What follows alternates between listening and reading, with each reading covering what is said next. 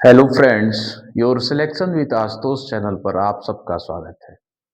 आज हम हड़प्पा सभ्यता के प्रमुख स्थलों के बारे में चर्चा करेंगे। तो आइए देखते हैं। पहला जो स्थल है हड़प्पा है, इसकी खोज 1921 में दयाराम साहनी ने की थी।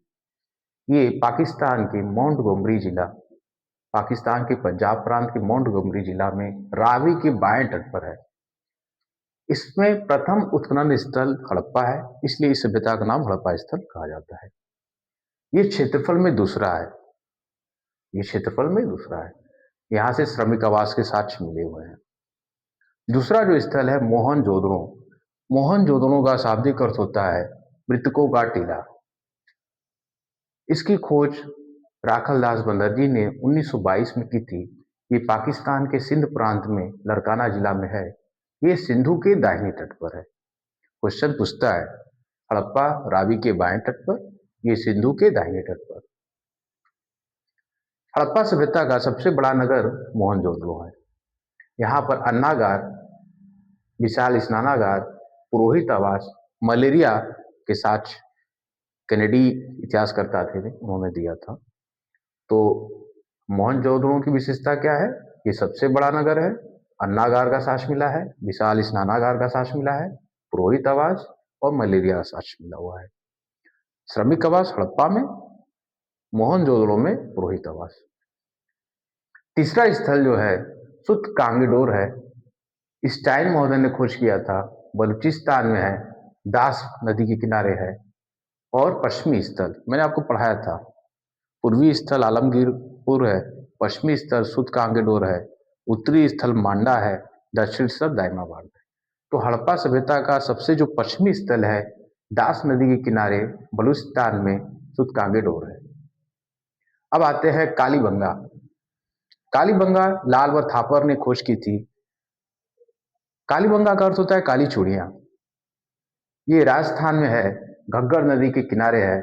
यहाँ से जूते हुए खेत, अग्निवेदिका, युग सावधान, अलंकृत ईंट, भूकंप का साक्ष्य मिला हुआ है।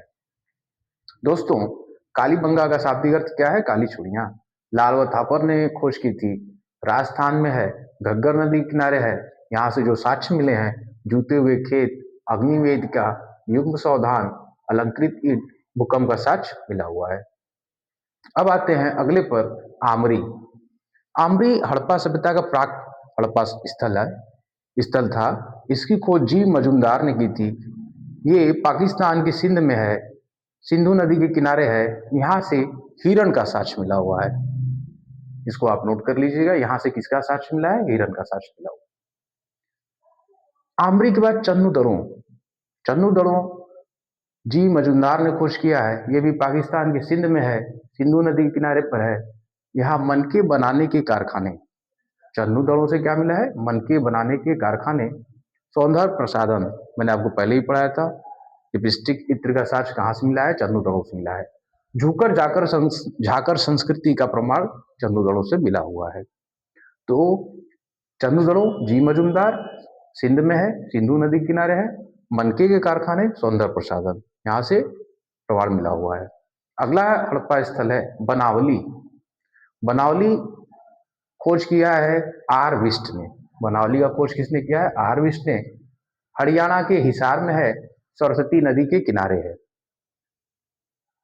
यहाँ से पक्की मिट्टी का हल मिला हुआ है। यहाँ का जल निकास प्रणाली उन्नत प्रकृति का था। तो बनावली से पक्की मिट्टी के हल का साक्ष्य, उन्नत जल निकास प्रणाली का साक्ष्य मिला हुआ है। आगे हम लोग आगे हम लोग पढ़ते हैं धौलावीरा। इसकी खोज जगपति जोशी ने किया है। ये गुजरात के कच्छ में है। ये मानसर व मनहर नदी के बीच में है। धौलावीरा मैंने आपको पढ़ाया था, नगर 3 भागों में डिवाइड होता है। ये भारत का दूसरा सबसे बड़ा स्थल है।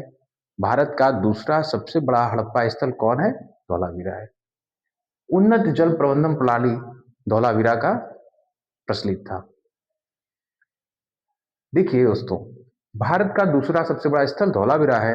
अगर भारत का सबसे बड़ा स्थल पूछा जाए तो वो राखीगढ़ी है। वो कौन सा है? राखीगढ़ी हरियाणा में पाया जाता है। ये तो हो गया सिंधु सभ्यता के प्रमुख स्थल के बारे में हो गया। अब हम लोग अगला जो टॉपिक पढ़ेंगे, लास्ट टॉपिक पढ़ेंगे, सिंधु सभ्यता के पतन के कारण। सिंधु सभ्यता के पतन के कारण, इसमें कई इतिहासकारों का विभिन्न विभिन्न मत है।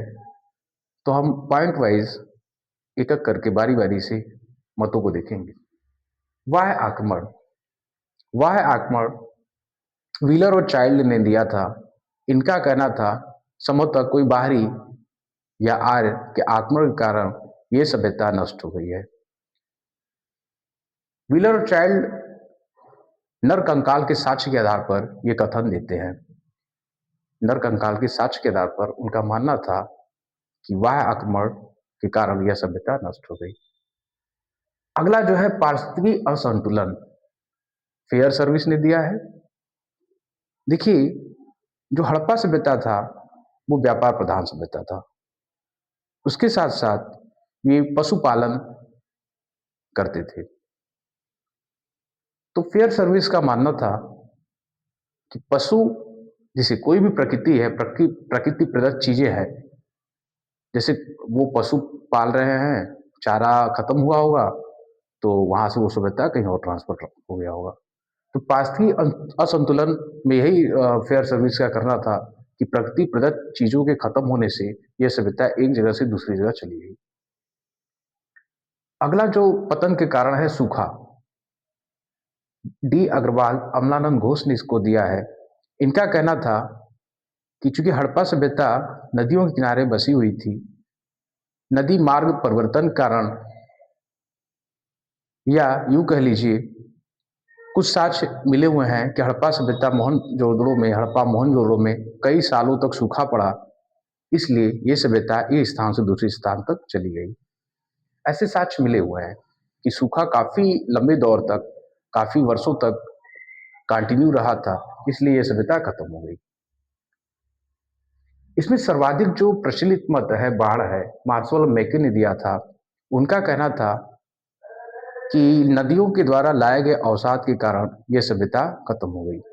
ऐसा उन्होंने बालू के लगभग 7 लेयर के प्राप्त होने के कारण कहा है।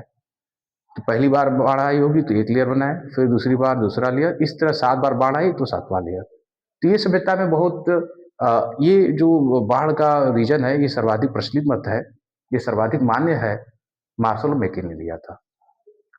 पतन के कारण में अगला जो देखा जाएगा भूकंप है, जिसको आर साहनी ने दिया था। इनका कहना था कि हड़प्पा सभ्यता में बहुत बड़े स्तर पर भूकंप आया होगा, इसलिए सभ्यता का विनाश हो गया होगा। इस प्रकार से दोस्तों, आज की वीडियो में हड़प्पा सभ्यता के प्रमुख स्थल, उसके पतन के कारण हम लोगों ने देखा। आशा करते होंगे ये वीडियो आप लोग को पसंद आएगा। कमेंट में बताइएगा। इस प्रकार से हड़प्पा सभ्यता ये खत्म हो गई। अगली टॉपिक वैदिक सभ्यता हम लोग जल्द शुरू करेंगे। नमस्ते।